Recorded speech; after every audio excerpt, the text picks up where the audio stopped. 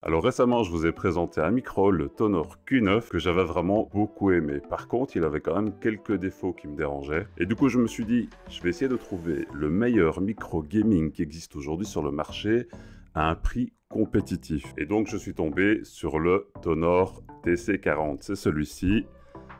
Alors, un micro gaming, c'est quoi? C'est un micro qui a un look particulier et qui a des lumières RGB tout simplement. Vous voyez la lumière qui change ici. C'est rien de plus que ça en fait, tout est vraiment dans le look. C'est surtout du marketing. On cible une audience gaming pour que le gamer s'identifie à ce produit finalement et l'achète. Du coup aujourd'hui on va vraiment le tester comme un micro traditionnel qui a quelques fonctionnalités gaming. Alors ici, comme la dernière fois, comme avec le Q9, on a un package qui est vraiment complet. On a le bras articulé qui est fourni dans le paquet, on a le micro évidemment, on a l'amortisseur de choc, on a le filtre antiplosive, on a vraiment tout dans le package avec le câble USB et des serre-câbles.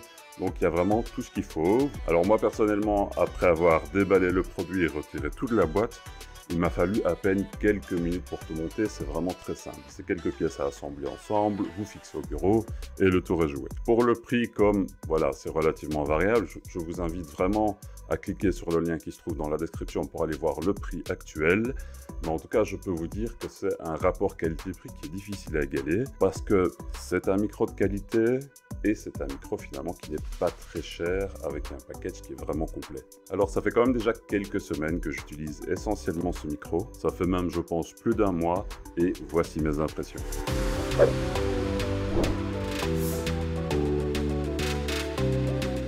D'abord, on va commencer par ce qui en fait un micro gaming. D'abord, esthétiquement, il faut avouer qu'il a quand même du caractère. Quand on le compare au Q9 que je vous ai présenté la dernière fois, ce micro a quand même l'air beaucoup plus robuste. Il a beaucoup plus de caractère. On a vraiment l'impression que c'est un micro qu'on va pouvoir emmener avec soi dans les tranchées, dans Call of Duty par exemple. C'est un micro qui a de la gueule. Alors, ce qui fait un produit gaming par excellence, évidemment, ce sont les lumières RGB que vous voyez ici à l'écran. Les lumières alternent entre le vert, le rose, le violet, le bleu, le turquoise. Ils passent d'une couleur à l'autre. C'est quelque chose qui n'est pas du tout réglable. Ça, c'est quelque chose à savoir. Moi, j'aurais bien aimé pouvoir le mettre sur bleu et le laisser tout le temps sur bleu, mais ce n'est pas quelque chose qui est possible avec ce micro. Il n'y a pas de software qui est livré avec qui vous permet de régler les lumières RGB. Vous avez toujours cette alternance de couleurs que personnellement je trouve sympathique, mais j'aurais aimé avoir un petit peu plus de personnalisation à ce niveau-là. Mais sinon, à part ça, au niveau des fonctionnalités, le micro est extrêmement complet. Un chouïa plus complet que le Q9. Alors ici, on a une petite loupiote bleue qui indique que le micro est bien fonctionnel, qu'il est en état de marche. Et on a une molette ici à laquelle je ne vais pas toucher parce que je suis en train d'enregistrer avec le micro. Une molette qui permet de régler le gain, de mettre plus ou moins fort. Et donc, vous le voyez ici de face, vous voyez que le look, c'est vraiment un look de caractère. C'est vraiment un micro qui a l'air hyper robuste, alors que le Q9 avait l'air un petit peu frêle. Et donc, on voit ici qu'on n'est pas du tout sur le même public, on n'est pas du tout sur la même cible. Tonor a vraiment voulu cibler les gamers. Ce micro, on a la possibilité de le mettre en mute, ce qui n'était pas possible sur le Q9. Il suffit d'appuyer au-dessus et alors le micro devient rouge. Je vous fais une démonstration tout de suite.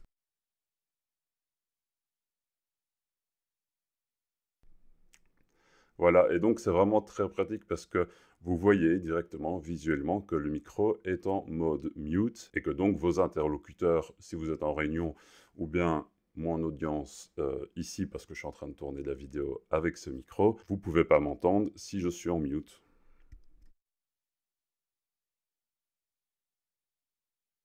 Voilà, en principe, vous n'avez rien entendu de ce que j'ai dit. Et si vous appuyez un petit peu plus longtemps au même endroit, vous allez simplement éteindre les lumières RGB, comme ceci. Alors, il faut savoir que si je le mets en mute maintenant, il ne va pas se mettre en rouge. Donc, c'est logique parce que les lumières RGB sont éteintes, mais c'est une bonne chose à savoir. Je vais rallumer tout de suite les lumières. Et donc, moi, je trouve ça extrêmement pratique parce que quand vous êtes dans un rendez-vous professionnel ou que vous avez un entretien d'embauche, ça fait pas toujours très sérieux d'avoir des lumières RGB qui alternent de couleurs de cette façon-là. Moi, en réunion, ça m'est déjà arrivé plusieurs fois d'éteindre pour faire un petit peu plus sérieux. Par contre, quand vous êtes dans une partie de jeu ou que vous l'utilisez avec des amis, vous laissez les lumières, c'est toujours plus sympathique. Et enfin, un autre point que je voulais souligner, que le Q9 n'a pas, c'est qu'il y a une sortie audio. Donc vous pouvez tout à fait brancher un casque pour monitorer votre audio. Et ça tombe assez bien parce qu'en général, quand on est dans une séance de gaming, on a souvent le casque sur les oreilles. Et donc, cette sortie audio vous permet de monitorer le son de votre micro directement. Donc finalement, ce micro, il est, je trouve, beaucoup plus complet que le Q9. Il a certaines fonctionnalités en plus. Et je trouve ça très sympathique parce qu'en fait, il coûte pas plus cher. Et il corrige une partie des défauts que j'avais signalés dans mon test du Q9. Je me plaignais essentiellement qu'il n'avait pas de sortie audio. Ça me dérangeait beaucoup. Et j'étais pas hyper fan des boutons plus et moins pour régler le gain. Je préfère nettement la molette qu'on a ici sur ce micro. Donc, à mon avis, je suis bien parti pour remplacer totalement le Q9 par celui-ci maintenant que mon test est terminé. Comme vous l'avez compris, il est très facile d'utilisation, il est plug and play. Une fois que vous l'avez monté, vous le branchez sur l'USB de votre PC et il fonctionne immédiatement. Il ne faut pas installer de driver du tout. Moi personnellement, je l'ai utilisé sur mon PC, je l'ai utilisé sur un laptop et sur une PS5. Il faut savoir que le micro ne fonctionne pas sur une Xbox. Ça, c'est quelque chose d'important à savoir si vous comptez l'utiliser dans ce contexte-là. Ça ne va pas fonctionner. Par contre, ça fonctionne très bien sur une PS5. Et maintenant, parlons du son, parce qu'on est quand même sur un micro ici. On est en train de tester un micro, donc il faut forcément parler de la qualité du son. Et le meilleur testament de cette qualité, justement, c'est que je suis en train d'enregistrer cette vidéo en enregistrant le son sur ce micro. Et donc, vous pouvez vous faire une idée vous-même directement. On est sur un micro à condensateur cardioïde. Donc, ça veut dire que le son est pris essentiellement devant, un petit peu derrière. C'est un petit peu en forme de fesse. Et c'est généralement le pattern qui est utilisé sur ce type de micro parce que ça permet de relativement bien isoler ma voix et de ne pas trop prendre les sons ambiants. Il y a beaucoup de bruit dans la rue ici à côté. En principe, vous ne l'entendez pas vraiment. J'ai testé pas mal ce micro. J'ai enregistré beaucoup de sons. Et je trouve que le résultat est vraiment très satisfaisant. On est sur quelque chose de très similaire au Q9 et on est vraiment très proche de micros qui coûtent 2 ou 3 fois le prix, tels qu'un Rode PodMic ou un Shure SM7B. Ce sont des micros qui sont beaucoup plus chers. Et ça, c'est juste le prix du micro. Ils ne sont même pas fournis avec le bras, avec l'amortisseur de choc, avec le filtre antiplosive. Juste le prix du micro, en général, c'est 2, 3, 4 fois le prix de ce package-là. Personnellement, j'ai pas du tout de problème à utiliser ce type de micro pour un podcast, pour enregistrer mon vidéo ou pour des communications. Il fait largement l'affaire, il fait le boulot. Et donc, ce micro, il n'a pas de défaut finalement. Bah si, évidemment qu'il a quelques défauts. On est sur un rapport qualité-prix qui est inégalé, mais ça veut dire qu'il y a des compromis qui sont faits, ça veut dire que ce n'est pas le produit parfait par excellence, mais ces défauts sont minimes en comparaison du prix. Alors, les défauts. Tout d'abord, je vous ai dit que les lumières RGB n'étaient pas customisables. Vous n'avez aucune personnalisation à ce niveau-là. Vous devez utiliser la succession de couleurs telle qu'elle est proposée par Tonor. Vous êtes fan ou vous n'êtes pas fan. Moi, personnellement, j'aurais bien aimé pouvoir choisir une couleur et laisser en permanence sur cette couleur-là. Mais ce n'est pas quelque chose qui est possible aujourd'hui. La deuxième chose, le deuxième petit défaut de ce micro, c'est que je trouve que le branding est vraiment hyper poussé. Donc vous avez des inscriptions Tonor.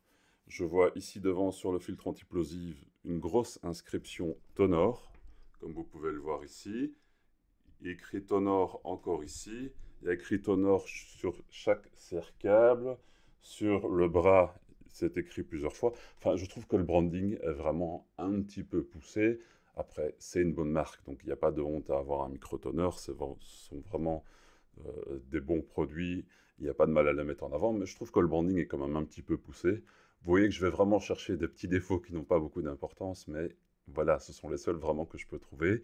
Et alors, je dirais aussi que le câble USB est un peu court. Alors, pour moi, ça n'a pas posé de souci parce que mon PC est juste en dessous de mon bureau. Il est à littéralement 20 cm du micro, donc moi, j'ai pas eu de souci pour le brancher. Par contre, si le vôtre est un petit peu plus loin, si vous commandez ce micro, ça vaut peut-être la peine soit de commander un câble USB qui est un petit peu plus long, soit d'acheter une extension. Ça va vraiment dépendre de votre situation personnelle. C'est vraiment les 3 petits défauts que je lui ai trouvés. C'est pas énorme. Et si vous en êtes à acheter un nouveau câble USB, profitez-en peut-être pour acheter un câble USB RGB. J'ai vu qu'il y en a quelques-uns qui sont disponibles sur Amazon. Je vais vous mettre des recommandations en description. Et tant que vous êtes à pousser le RGB jusqu'au bout, j'ai vu que Tonor propose un bras articulé RGB. Alors là, si vous prenez le câble RGB et le bras articulé RGB, vous avez un setup full RGB avec votre micro Tonor TC40. Alors attention tout de même, si vous commandez le TC40, il y a une version RGB et une version normale. Ici, je suis en train de tester la version RGB. Donc, niveau qualité du son, ce sera la même chose. Mais si vous voulez ces couleurs RGB telles que je les présente ici, il faudra acheter la version RGB. Et si ce look full RGB n'est pas pour vous, allez voir le test du Q9 que je mets ici au-dessus, ou bien c'est là-bas, j'oublie toujours. Et je vous mets aussi une autre vidéo qui devrait vous intéresser. N'hésitez pas à aller voir toutes les vidéos que je propose sur la chaîne, abonnez-vous, mettez un like, et sur ce, comme d'habitude, bonne semaine tech à tous!